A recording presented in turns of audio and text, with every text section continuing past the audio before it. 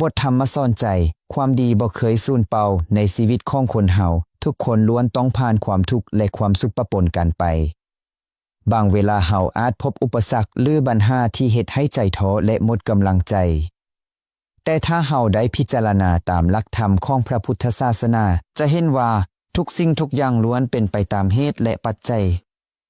ความดีที่เฮาเฮ็ดบ่ว่าจะเป็นการช่วยเหลือผู้อื่นการเว้าจ้าดีหรือการคิดดีล้วนเป็นเหตุให้เกิดผลดีในอนาคต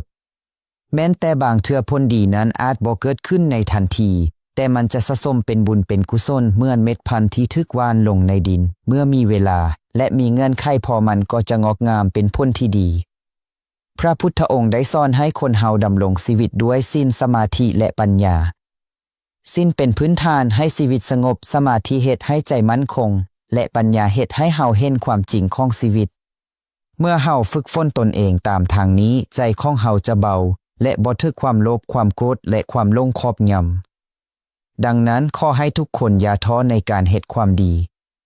ถึงแม้นความดีน้อยก็มีคุณค่าและสามารถเปลี่ยนแปลงชีวิตของเฮาและผู้อื่นได้ถ้าเฮาสะสมความดีอยู่เรื่อยชีวิตก็จะมีความสุขและมีแสงสว่างในจิตใจความดีอาจน้อยแต่ถ้าเฮ็ดเสมอชีวิตก็จะเต็มไปด้วยบุญและความสุขขอขอบใจที่รับฟังตั้งแต่ต้นจนจบ